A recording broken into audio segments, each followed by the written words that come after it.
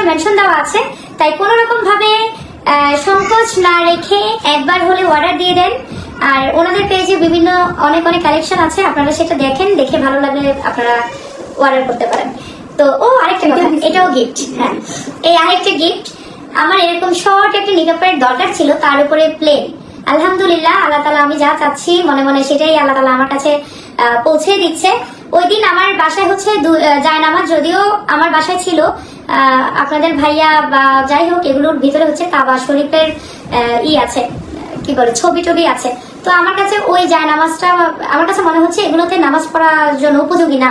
তো এই জায়নামাজগুলো আমি কি করেছি, হয়তো কি যেন করেছি, কেউ কি নিয়ে গেছে কিনা জানি না, মানে নাই, এগুলো আমি ফেলে রাখার মতো রেখেছিলাম, এই আর কি। তো পরবর্তীতে আমার বাসায় একটাই জায়নামাজ, আপনার ভাইয়া তো বাসায় রেগুলার নামাজ পড়ে না, সে হচ্ছে মসজিদে যায়।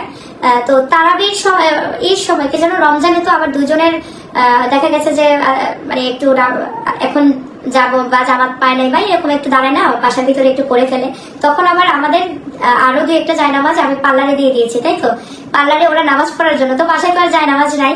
তো ওই দিন আমি বলতেছি রবি আমার জায়নামাজ কিনতে হবে। আমি ফ্লোরেও অনেক সময় মানে কিছু না পাই, আমি এইভাবে নামাজ পড়ে ফেলি। আমার ওই বাসায়, ঢাকার বাসায় হচ্ছে জায়নামাজ ছিল না, ওটাও তো নতুন বাসা, তো জায়নামাজ কিনতে হবে।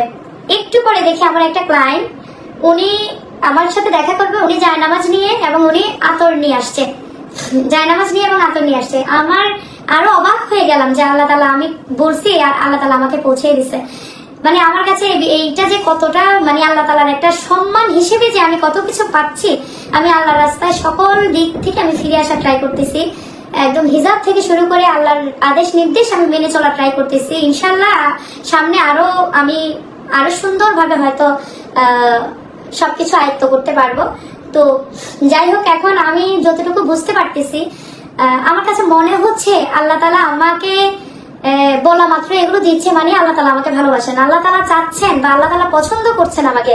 আমি বলবো আল্লাহর কাছে, আল্লাহ যে আছেন এইটার যে একটা বিশ্বাস, যে আল্লাহ আমার কথা শুনছেন, আল্লাহ আমাকে দেখছেন, আমি নামাজে দাঁড়াচ্ছি, আল্লাহকে ফিল করছি যে আমি ওনার সামনে, আমি ওনাকে সেজদাটা দিচ্ছি, উনিই সেজদাটা পাচ্ছেন, উনি আছেন আমার সামনে।